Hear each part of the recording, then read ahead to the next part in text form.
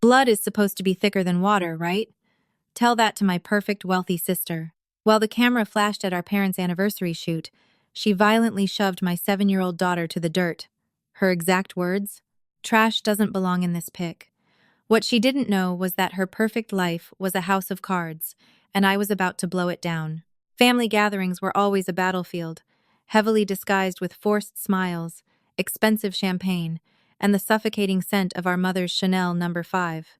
Growing up as the younger daughter in the shadow of Vanessa was like trying to grow a flower in a dark closet. Vanessa was the undeniable golden child. She married a corporate executive named Greg, lived in a sprawling 6-bedroom estate in the suburbs, and had 2 eerily obedient children, Tyler and Brittany. My life, on the other hand, had taken a drastically different turn. 5 years ago, my ex-husband Kevin walked out on me and our daughter, Lily, leaving us with nothing but a mountain of credit card debt and a broken lease. It took me years to claw my way back to stability. I worked double shifts at a local bakery and took freelance graphic design jobs late at night just to keep a roof over our heads. Lily was my entire world, a bright, incredibly empathetic 7-year-old who loved painting, collecting stray kittens, and making people smile. We didn't have much money, but our little apartment was filled with warmth and unconditional love. Unfortunately, in my family's eyes, financial struggle equated to moral failure.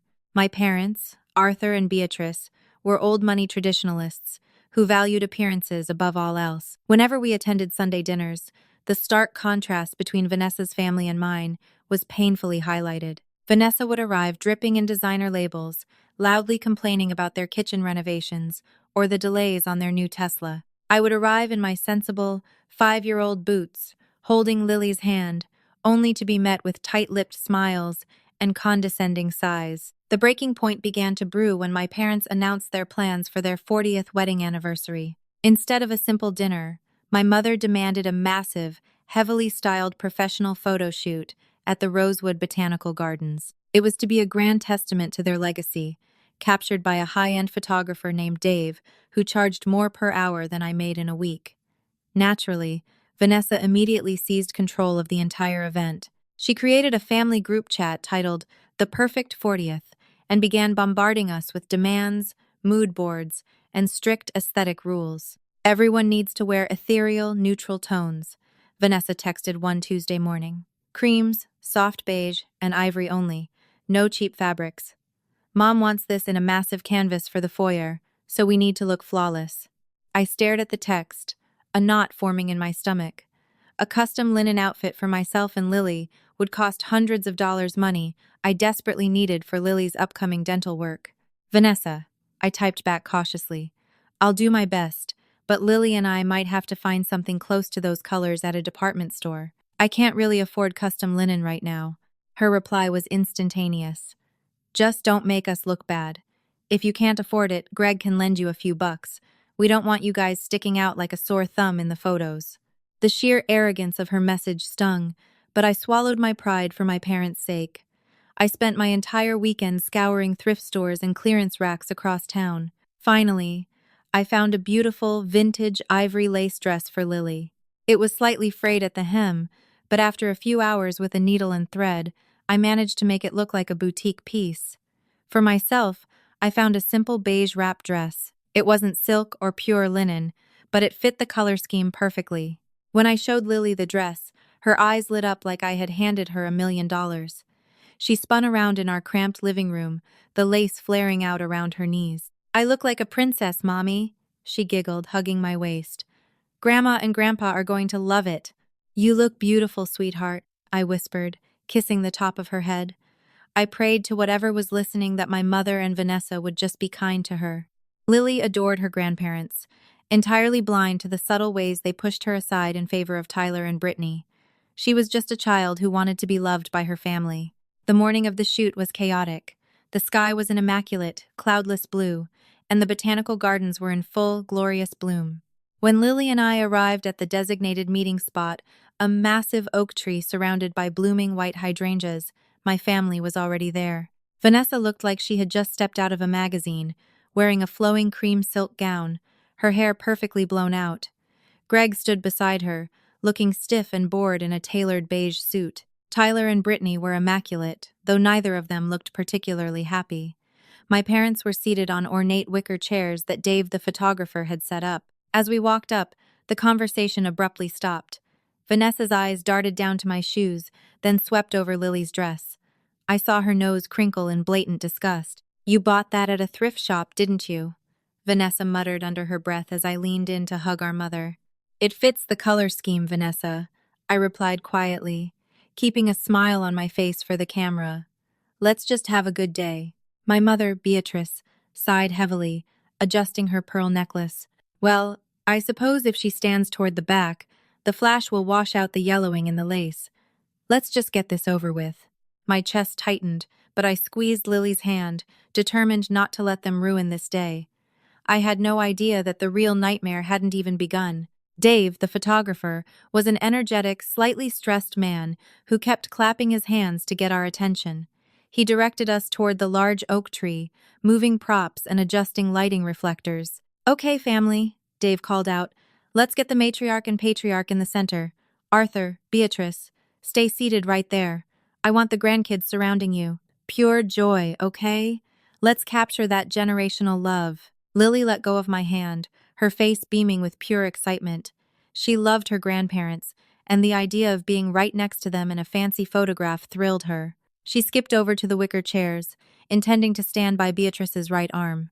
Before she could even reach the chair, Vanessa intercepted her. Vanessa gripped Tyler and Brittany by the shoulders and aggressively steered them directly in front of Lily, effectively blocking her out of the frame. "Move back, Lily," Vanessa snapped, not even looking at her. "Tyler and Brittany are the oldest. They go in the front." Lily blinked, looking confused. "But the man said to surround Grandma. There's room right here." She pointed to a perfectly open spot beside Beatrice's chair. My sweet girl stepped forward, simply trying to fit into the empty space. She reached out, her small hand brushing against the sleeve of Vanessa's silk dress. What happened next seemed to unfold in agonizing slow motion. Vanessa turned, her face twisting into a mask of absolute fury. She didn't just push Lily away. She planted her hand flat against my 7-year-old daughter's chest and shoved her with brutal, intentional force. Lily flew backward. Her feet tangled in the thick roots of the oak tree, and she crashed hard into the dirt and gravel pathway behind them. I heard the sickening sound of her knee scraping against the sharp rocks, followed instantly by a piercing, terrified shriek. Time stopped. The gardens went dead silent, save for the sound of my daughter sobbing on the ground. I sprinted forward, falling to my knees beside her. Lily's hands were covered in dirt, and a thick stream of blood was already running down her shin, staining the beautiful vintage lace dress I had spent hours fixing. She was trembling uncontrollably, burying her face in my shoulder. I looked up, my vision swimming with a red, hot rage I had never experienced in my entire life. I glared at Vanessa, who was casually brushing a speck of dirt off her pristine silk sleeve, completely unbothered by the fact that she had just assaulted a child. "Are you out of your damn mind?" I screamed, my voice echoing through the quiet gardens. "You pushed her." Vanessa rolled her eyes, letting out a heavy, dramatic sigh. She looked down at me and Lily, her lip curling into a vicious sneer. "Oh, please, stop being so dramatic," Vanessa scoffed loudly. She was ruining the shot with that cheap, filthy rag of a dress. "Tyler and Brittany are wearing custom linen. I wasn't going to let her ruin Mom and Dad's aesthetic." She leaned closer, lowering her voice just enough so only the adults could hear the venom dripping from her words. "Trash doesn't belong in this pic." The words hung in the air, heavy and suffocating. I looked at my parents, desperately expecting them to intervene, to scold Vanessa, to show even an ounce of concern for their bleeding granddaughter. Instead, my father awkwardly cleared his throat and looked at the ground. My mother, Beatrice, had the audacity to sigh in annoyance. "Sarah," my mother said coldly, adjusting her posture for the camera, "just take her to the side and put a bandage on it. We are paying Dave by the hour, and we are losing the natural light. Vanessa is right. The dress is completely ruined now anyway." My heart shattered. It didn't just break. It pulverized into a million irreparable pieces. 30 years of trying to earn their love, 30 years of accepting the scraps of affection they threw my way, all vanished in that single, cruel moment. They didn't see Lily as their granddaughter. They saw her as a prop that didn't fit their aesthetic. I stood up, lifting Lily into my arms. She buried her wet face into my neck, whimpering quietly. "We're leaving," I said, my voice eerily calm despite the violent shaking in my hands. "Don't you dare walk out on this family," my father finally barked, pointing a finger at me. "You always do this, Sarah. You always make everything about you and your drama." "No, Dad," I replied, staring him dead in the eye. "I'm making it about my daughter, something you clearly know nothing about." As I turned to walk away, my eyes locked with Dave, the photographer. He was standing behind his massive camera rig, his mouth slightly open in shock. He wasn't adjusting the lighting. His finger was resting firmly on the shutter button. "Hey," Dave said softly, his voice cutting through the tension. He looked directly at Vanessa, then back to me. He tapped the digital screen on the back of his camera. I shoot in continuous burst mode to catch candid moments. I got all of that. Everything. Vanessa's smug expression instantly vanished, replaced by a flash of panic. "Delete that," she demanded, taking a step toward him. "Delete it right now. You work for us." Dave slowly lowered the camera, crossing his arms over his chest. He looked at Vanessa with a level of disgust that mirrored my own. "Actually, ma'am, I am an independent contractor. I own the rights to all raw files taken on this property until a final gallery is delivered and the contract is signed. And since you haven't paid the remaining balance..." He looked over at me, giving a small, almost imperceptible nod. "I think I'll be keeping these." Vanessa's face went pale, but before she could throw a tantrum, Greg finally spoke up. "Just let them leave, Vanessa," he muttered nervously, constantly checking his phone. He had been looking at his screen the entire time, sweating profusely in the cool spring air. "We have bigger problems right now. The bank just called." I paused mid-step. "The bank?" Vanessa whipped around to face her husband. "What do you mean the bank called?" "Greg, tell me you transferred the funds from the offshore account like you promised." Greg looked at my parents, then at Vanessa, his face devoid of color. "The accounts are frozen, Vanessa. All of them. The IRS. They're auditing the firm." I held Lily tighter, a strange, chilling realization washing over me.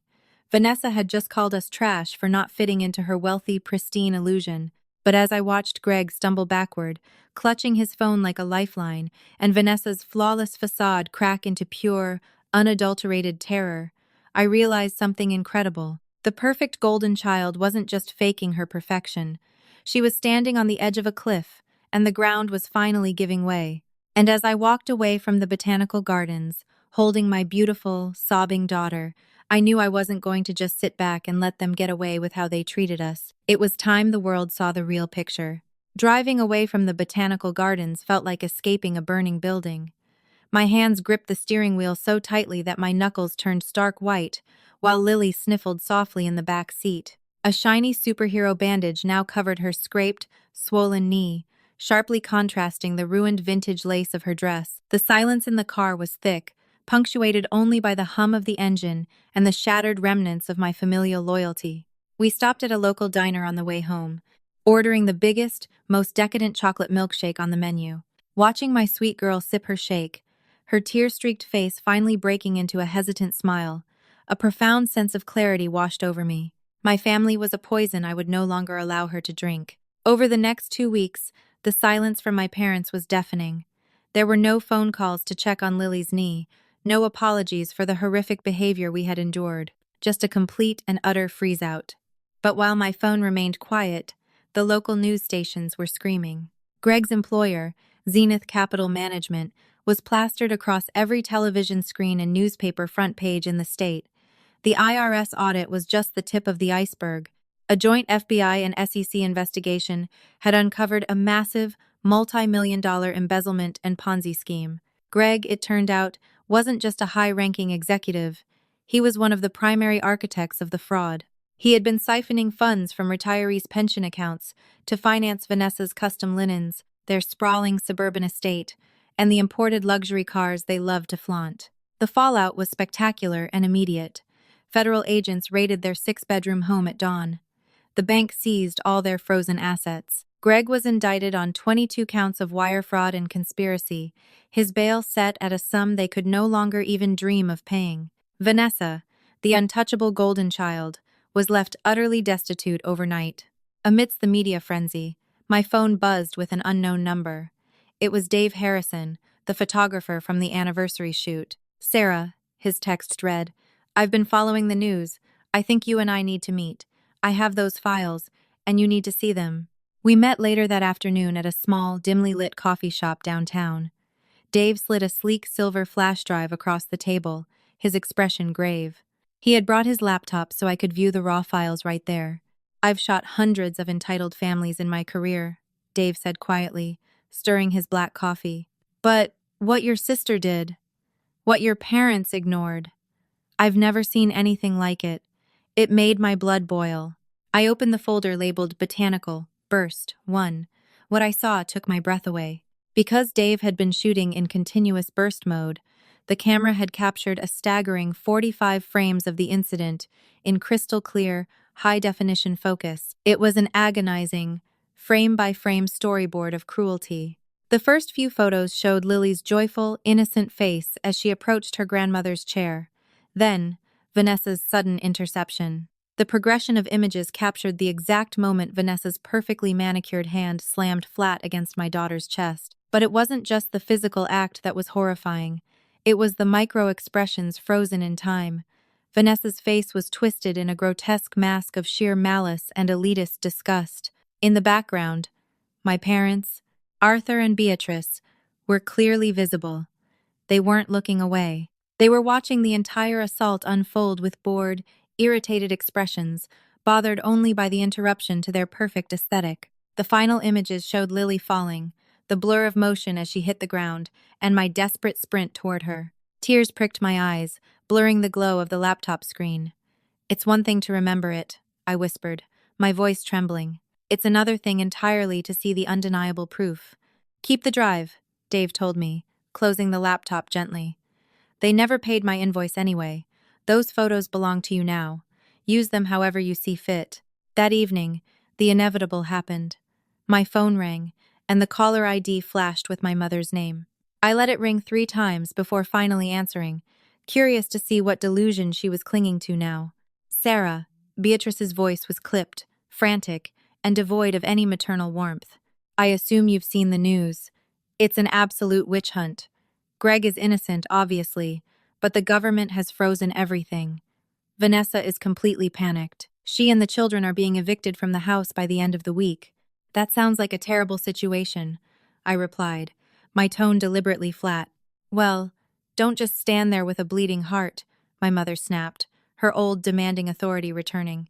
"She needs a place to stay. You need to clear out your guest room, or whatever it is you call that second bedroom in your apartment, and let Vanessa, Tyler, and Brittany stay with you until this blows over. Arthur and I can't take them.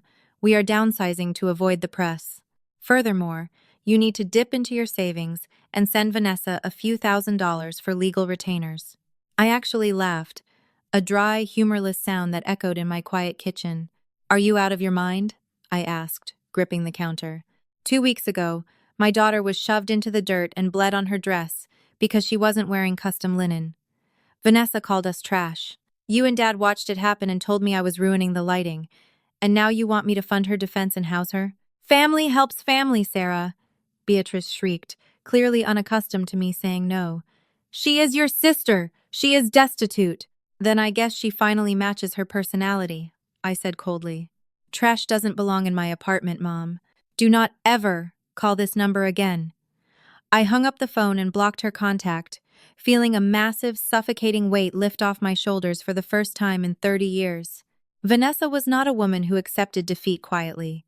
Strip away her money, her designer clothes, and her country club memberships, and what remained was a fiercely narcissistic cornered animal. Desperate for cash and sympathy, she turned to the only platform she had left, social media. Less than 48 hours after our mother's failed phone call, a link began circulating among our extended family and local community pages. Vanessa had created a GoFundMe campaign titled, "Help a Wronged Mother Rebuild Her Life." Accompanying the fundraiser was a heavily filtered, tearful video of Vanessa sitting in what looked like a cheap motel room. She wept to the camera, claiming that she was a victim of Greg's deception, entirely unaware of his crimes. But she didn't stop there. She needed a villain to rally people to her side, and she chose me. The hardest part of this tragedy, Vanessa sobbed in the video, dabbing her dry eyes with a tissue, is the betrayal of my own family. My sister, Sarah, has completely abandoned me. While I am out on the streets with my two traumatized children, she refused to lend us even a dime, laughing in my face when I begged for shelter. It's devastating to realize that the people you loved unconditionally only cared about you when you had money. The audacity was staggering. Within hours, her campaign had raised nearly $5,000 from sympathetic strangers and distant relatives who were taking her word as gospel. My own Facebook page started blowing up with angry messages from people accusing me of being a heartless, jealous sister kicking a woman while she was down. I looked at the silver flash drive sitting on my kitchen counter. I had never wanted to publicly humiliate anyone.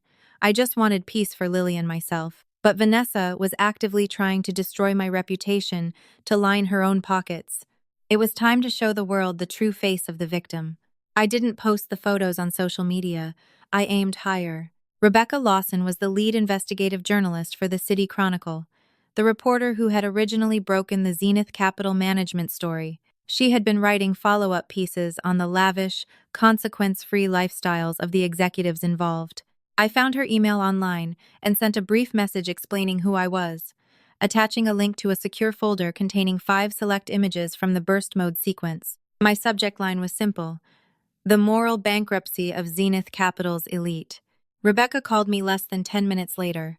The following Sunday, the City Chronicle published a massive front-page feature. The headline read, "The Facade of Wealth, Inside the Ugly Reality of the Zenith Capital Fraud."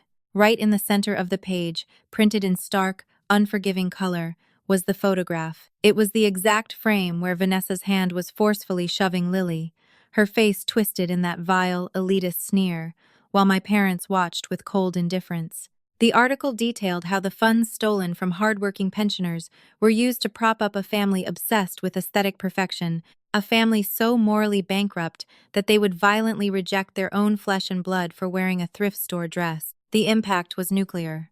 The GoFundMe campaign was immediately flagged for fraud and suspended. The public backlash against Vanessa was absolute and merciless.